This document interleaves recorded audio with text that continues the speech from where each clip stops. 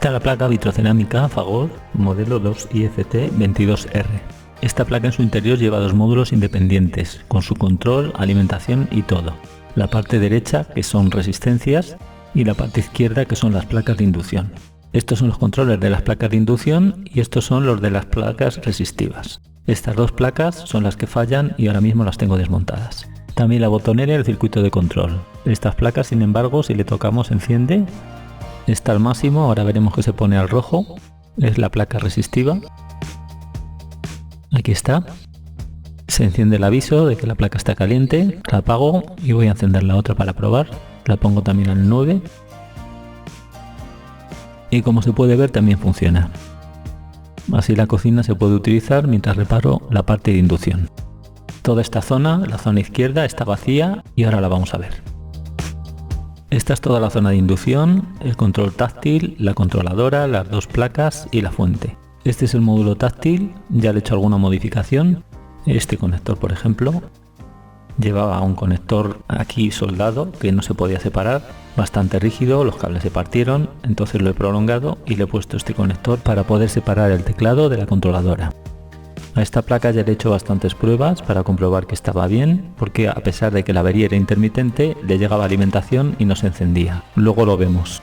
Vamos a seguir desmontando. Esta es la bobina de inducción, la de abajo, ya está desconectada. Aquí vemos los dos hilos, los de la bobina. La bobina lleva dos terminales de arandela, van remachados. Aquí no se puede soldar por el calor. Y aquí en la parte de abajo vemos otro conector que es el captador del inductor. Sirve para cortar la potencia cuando no se detecta ningún cacharro encima. Debajo de la mica vemos las aspas del captador y aquí debajo del aislante tenemos la bobina. Esta es la bobina del fondo, también tiene dos cables, lleva un cable azul, el otro marrón, va junto con este marrón. Así lleva tres contactos, la placa, el blanco, el azul y el marrón. El marrón es el común. Aquí están los tres tornillos. El marrón sería el común, que va a la derecha, y luego los otros dos, cada uno un tornillo. Cada bobina lleva su captador para detectar la cacerola. La bobina de abajo va a este conector que está más abajo, y la bobina de arriba lleva su conector con un cable más largo, que va en el conector que está en la parte más alta. Esta placa es la de los filtros de red y el control de alimentación. Lleva dos cables gordos por el que llegan los 220. Este conector y luego tenemos otro conector con tres hilos. Dos de estos hilos son la bobina del relé y el otro es justamente el hilo que se corta en el relé. De esta forma tenemos los 220 de forma permanente en la placa de control. Ahora lo vemos con más detalle. Aquí tenemos la placa de filtro de red que tiene también el relé de control para dar la tensión a la etapa de potencia. Tenemos las dos clemas de entrada, línea y neutro. Aquí vemos FP1 y FP2 que hacen de fusible y en realidad es la misma pista de circuito impreso. Vemos aquí esta pista que es bastante delgada y aquí vemos la otra. En caso del cortocircuito se quemaría.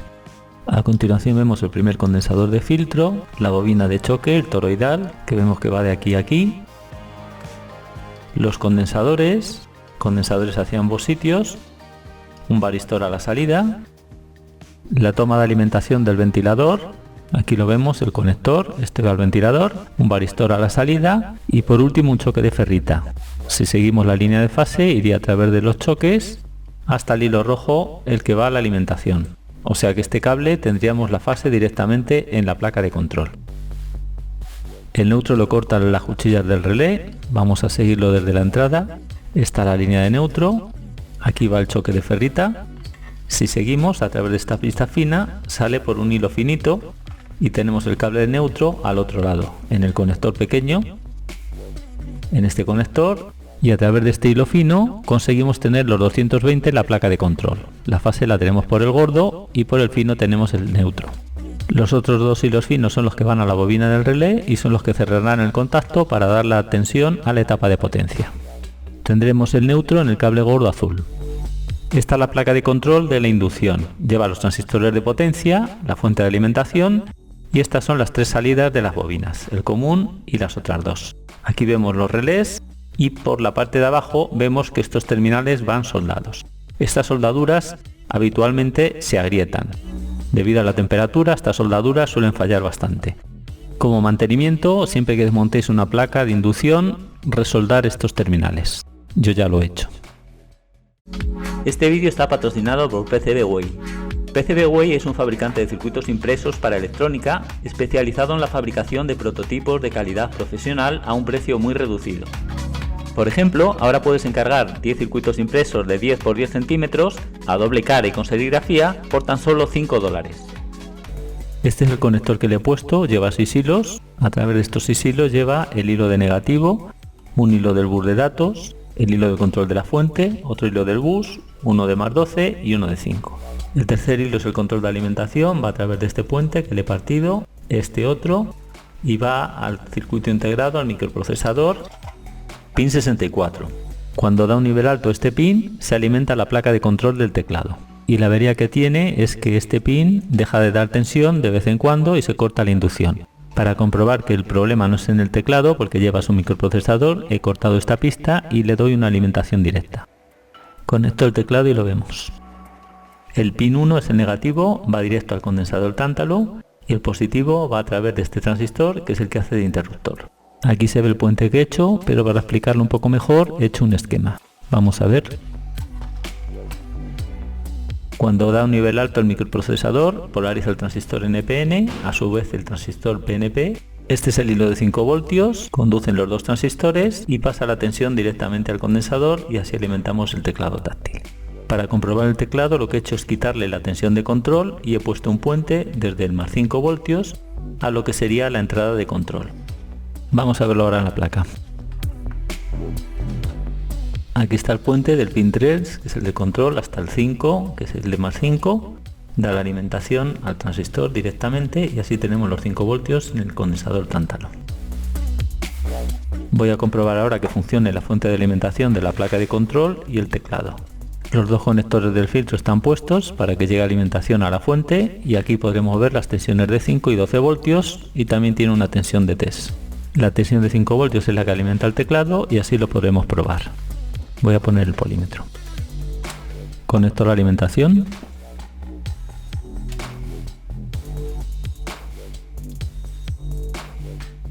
Voy a medir la tensión que alimenta el relé, es la que pone CDE. Y aquí tenemos 13,4 voltios. En 5 voltios, 4,66. La tensión está un poco baja. Y en test tenemos 5,2. La tensión de 5 voltios nos tiene que llegar a la placa. Nos llega este pin. Vamos a medirlo. 4,68. Ahora los transistores sabemos que conducen. Vamos a ver a la salida. Tenemos 4,66 en el condensador tántalo. Y ahora ya podemos probar si el teclado funciona. Aquí he puesto una copia de la botonera. Vemos que pita. Enciende. El teclado funciona, pero el controlador no le da orden de que se mantenga y se apaga. Vemos que todos funcionan. El temporizador no funciona porque como no arranca, pero bueno, el teclado está funcionando.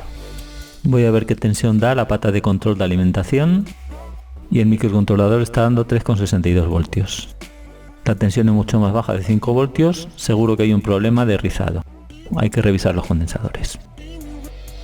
Por los síntomas es probable que algún condensador esté mal. El más sospechoso es el de 5 voltios, aunque hay más, sobre todo estos de alta capacidad.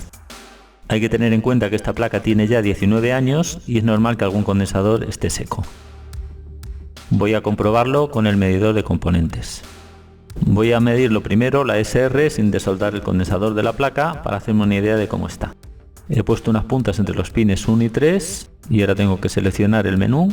Ahora cuando aparece lo giro y voy a seleccionar la medida SR para que no dé tensión alta y pueda hacer la medida en placa. SR entre pines 1 y 3, selecciono. Así mediremos el valor SR, pero la capacidad que nos muestre al estar el condensador en la placa no será fiable. La capacidad solo se puede medir desoldando el condensador. Voy a medir el de la entrada del regulador de 5 voltios, son estos dos pines de aquí. Pongo las puntas, la polaridad no importa.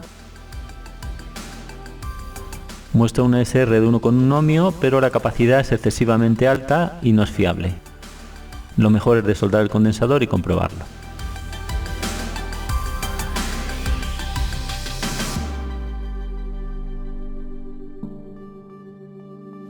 Tiene un valor de 470 microfaradios, 16 voltios. Ahora enciendo el medidor Directamente lo voy a conectar. Si detecta que es un condensador, nos medirá ya el valor de capacidad del ESR de forma fiable.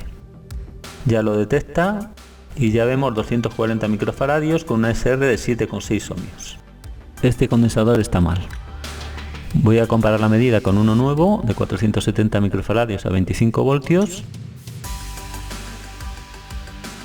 La ESR es 0,25 ohmios y la capacidad un poco baja, pero está dentro de tolerancia, que es un 20%. Al final he revisado todos los condensadores y casi todos los de la fuente estaban mal. Son todos estos, no tanto como el primero, pero estaban algunos con la capacidad baja. Son todos estos de la fuente. Los únicos que se han salvado son estos que son de alta tensión, de 300 voltios. Incluso alguno de ellos de marca Philips tenía la capacidad por encima de su valor nominal.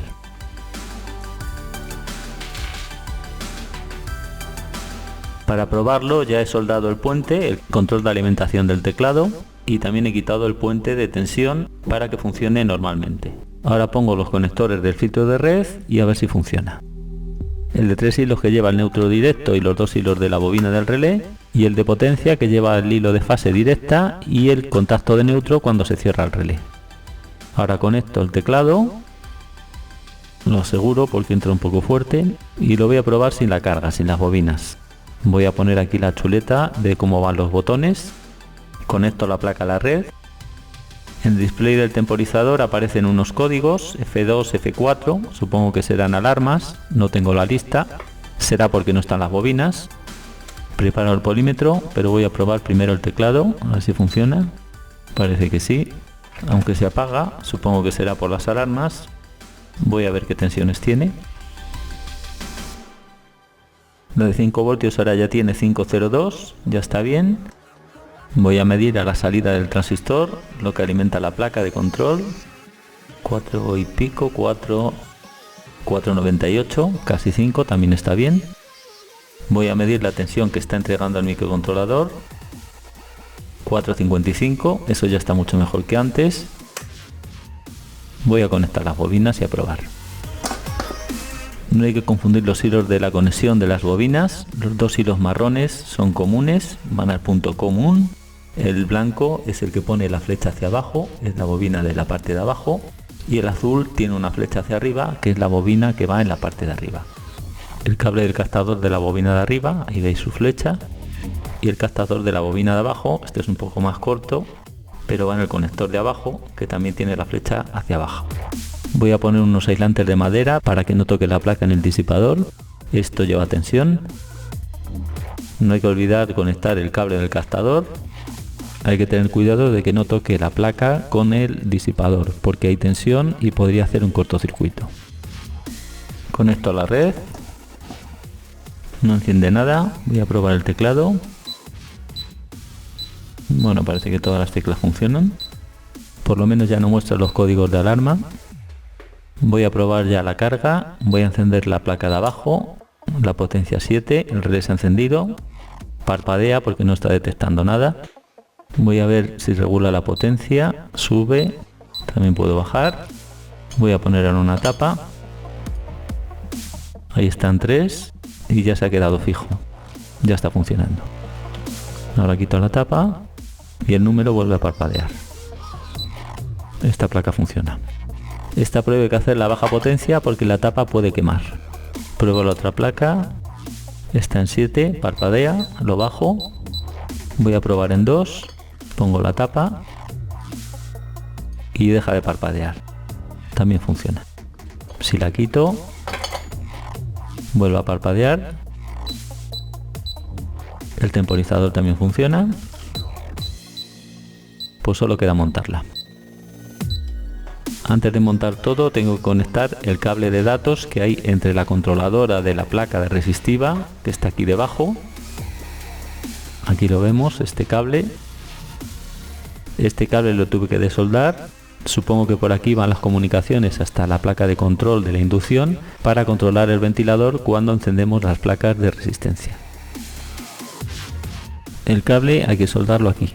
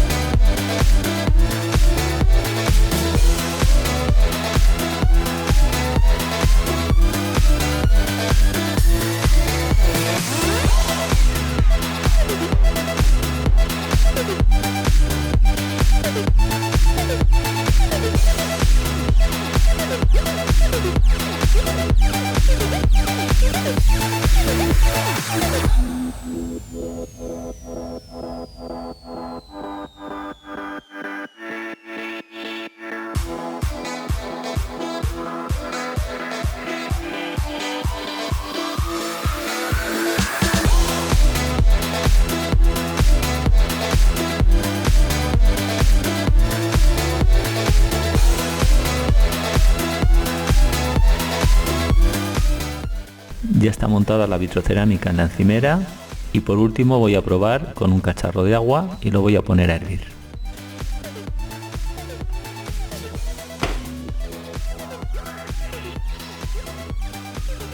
El rendimiento de una cocina de inducción es muy alto. El tiempo de calentamiento es muy breve y consume mucho menos energía. Hace un tiempo puse un vídeo, os lo dejaré en la descripción.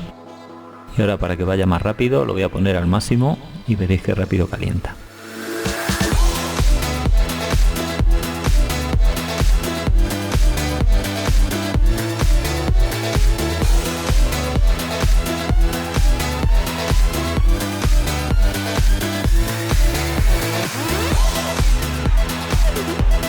Ya está empezando a hervir.